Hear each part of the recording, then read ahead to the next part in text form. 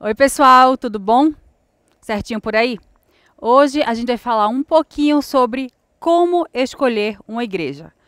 O que eu levo em consideração a escolher uma igreja para eu participar, para eu congregar, não sei qual a palavra que você prefere usar, para você estar e fazer parte. Quais são as coisas que eu posso levar em consideração e outras que não são nem tão importantes assim?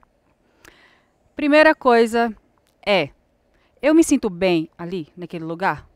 Será que quando eu chego lá na primeira vez, eu me senti bem? Eu me senti bem acolhido? Eu me senti que ali seria um lugar que eu gostaria de voltar no domingo seguinte? Sim. Porque isso é uma coisa que você consegue julgar rapidamente, como você se sentiu. Uma outra coisa é o que eu ouvi ali naquele primeiro dia. Bate com o que eu conheço da Bíblia? Porque também tem muita coisa que você pode não conhecer da Bíblia e não tem problema. Mas com o que você conhece da Bíblia? O que estavam falando ali batia com o que você conhecia da Bíblia? Estavam falando sobre Deus, Jesus, Espírito Santo, salvação, perdão? Sim? Outro ponto bom. Uma outra coisa. Eles estavam adorando a Deus, mas como um show, uma apresentação, ou como um momento de comunidade ali, todo mundo fazendo junto para esse Deus maravilhoso. Se você sentiu bem com o que você estava ali adorando, você fazendo parte dessa voz para Deus, é uma outra coisa muito boa que você tem que olhar. Será que eu consigo trabalhar aqui, servir aqui? Você olha para um lado, olha para o outro. Será que aqui eu vou ter um lugar que eu vou poder ser útil? E aí cai numa polêmica, né? Eu não estou na igreja para servir. Como assim, gente? Isso aí dá para ser um outro vídeo. Todo mundo está na igreja para servir, porque a pessoa que a gente segue, que é o próprio Jesus, a gente é cristão, a gente segue Jesus Cristo. A pessoa de Jesus Cristo fala que ele não veio para cá para ser servido, foi para servir. Então, se você é cristão e fala assim, essa igreja aqui eu vou ter muito trabalho, vou ter que servir muito. Prefiro ir em uma outra que eu entre e saia e ninguém olha para mim. É uma opção sua. Não é uma coisa que vai tirar a sua salvação. Mas você não entendeu o que é o cristianismo, nem o corpo de Cristo. Seria a mesma coisa que desse meu braço hoje falar assim, não quero mais servir. Já servi demais, já tenho outro braço, tenho outros órgãos aí no corpo, não quero servir. Então vou ficar aqui parado. Vai ser um peso morto. Vai atrapalhar todo o corpo. Então, se todo mundo estiver aqui servindo bem, vai ser bom. É outra coisa para a gente pensar aqui. É um lugar em que eu posso aprender sendo pastoreado? Será que vão ter pessoas que vão cuidar de mim? E não no sentido somente passivo, de você ficar ali sentado e sempre alguém vindo cuidar de você. Isso também. Mas enquanto você é cuidado, você também veja, eu posso cuidar de alguém. Então é um ciclo maravilhoso ali. Você é pastoreado e você pastoreia. Não é só pastor ordenado que tem um microfone na mão que pastoreia, pelo contrário. A grande maioria dos pastores talvez nunca peguem o microfone. A grande maioria dos pregadores talvez nunca suba no púlpito. Porque são pessoas que vão estar pastoreando, pregando, amando, cuidando no seu dia a dia, na vida comum ali. Então, se você consegue também ser cuidado e cuidar, é um ponto para você prestar atenção. Algo que eu não levo em consideração, mas para algumas pessoas é importante. Eu não levo em consideração a distância física. Porque a gente às vezes se desloca tanto para ir para um lugar que a gente quer muito. Vou me deslocar porque eu quero ir para o acampamento em tal lugar. Ou eu quero me deslocar para visitar um amigo em outra cidade, em outra. E para a igreja a gente tem que... Não, eu só me desloco por 7 minutos e meio. E aí a gente vai colocando umas regrazinhas que não fazem sentido. Então, a distância não é algo que eu coloco como algo que vai me impedir. Porque quando a gente quer, a gente entra no carro e a gente vai. Uma outra coisa que eu não levo em consideração. As pessoas às vezes chegam ali e falam, essa igreja aqui não parece em nada com a minha antiga igreja. Ou essa igreja aqui não parece em nada com o que eu já aprendi. E você já parou para pensar que não é para parecer, que não é para ser igual. Por quê? Deus deu uma forma de fazer para a sua igreja antiga que era específica para aquele povo, para aquele bairro, para aquele momento, para aquelas pessoas que estavam ali. Será que todas as igrejas vão ser iguais ou parecidas? Não necessariamente. Voltando para o corpo. É a mesma coisa da língua estar brigando com o joelho. Ah, joelho, você está todo errado. Você não faz o que eu faço. Mas o joelho, eu não tenho que fazer o que você faz. Eu tenho que fazer outra coisa para que o corpo ele funcione. Então, não coloca como base algo que você já conheceu.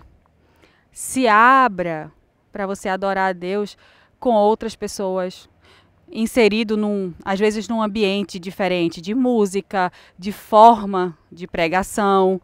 Então, não coloca isso como um delimitador. Se você pegar só essas dicas e colocar em prática, você sabe o que você vai ver no final? Que você pode servir a Deus em qualquer lugar. Qualquer lugar. Qualquer igreja que se chama pelo nome de Jesus Cristo, que ama a Ele, que é um lugar que você pode servir, pode fazer amigos, família, ou algumas têm células, outras têm discipulado, outras têm... Cada um vai ter um estilo da vida em comunidade ali.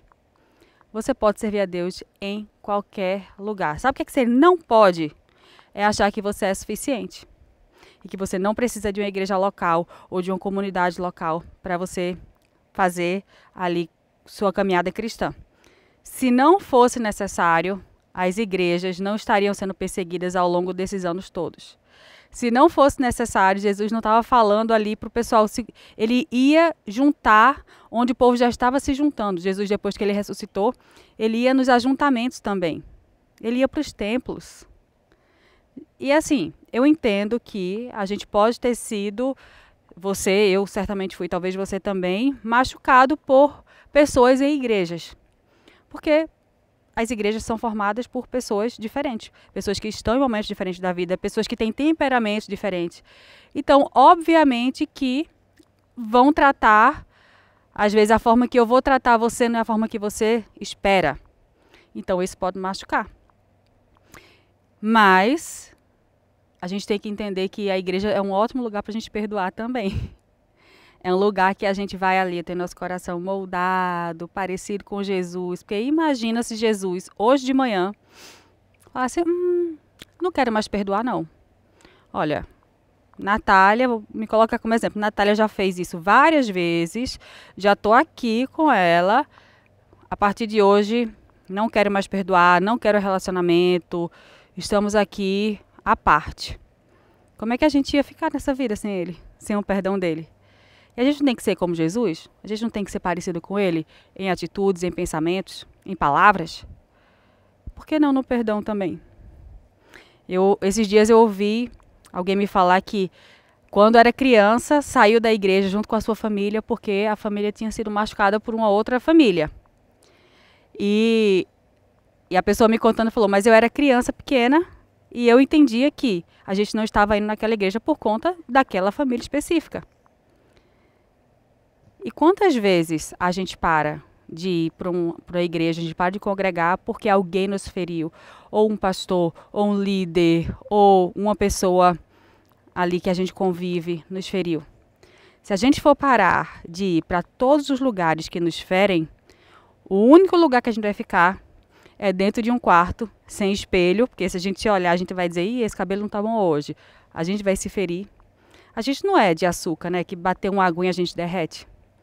A gente não é, a gente é mais que isso, a gente é mais forte que isso. E a gente às vezes crê em mentiras que a gente precisa ser colocado numa redoma.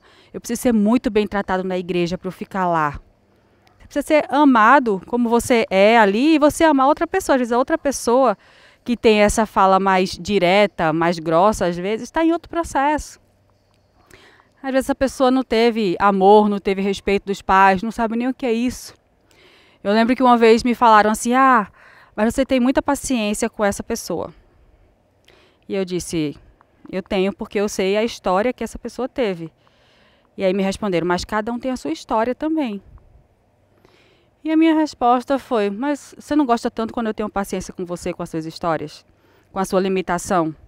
Eu não gosto tanto quando você tem paciência comigo, com as minhas histórias e as minhas limitações? Por que que com esta pessoa a gente não vai ter também? Esta pessoa, no momento, está sendo o foco porque ela precisa mais da gente. E ser igreja é muitas vezes você abafar um pouco o seu foco ali, o seu momento, para você cuidar de quem precisa. Voltando ao corpo, que eu acho o melhor exemplo de igreja é corpo. Quando você está com um problema, por exemplo, na sua lombar, e está doendo, machucou, o corpo inteiro ele vai fazer com que você cuide daquilo. Então você vai andar mais devagar, você vai ter que deitar, o seu corpo inteiro vai ter que deitar. Mas a mão fala, mas eu não tenho nada a ver com a lombar, eu não fiz nada com essa lombar. Mas está o corpo todo em repouso. E aí pode o olho pensar, mas o que é que eu tenho a ver? Não tem problema, querido. Você vai estar em repouso, você vai dormir, o corpo inteiro vai descansar. E se no nosso corpo não tem essa competição, se no nosso corpo não tem esse problema de eu preciso me apagar para ajudar o outro, por que que no corpo de Cristo precisa ter? A gente tem que ter cuidado para a gente não estar batendo na noiva de Jesus, batendo no corpo dele, com as nossas palavras, ações e omissões. Então, escolha a igreja que você vai servir e sirva de verdade. Sirva amando a Jesus, perdoando as pessoas, arregaçando as suas manguinhas aí e mãos à obra. Porque o reino precisa avançar e eu e você, a gente não pode ser nenhuma pedra de tropeço nesse caminho aí. A gente precisa ser as mãos que vão suportar e fazer muita gente aí que está perdida encontrar esse rei maravilhoso. Fechou? Beijo e boa semana para você.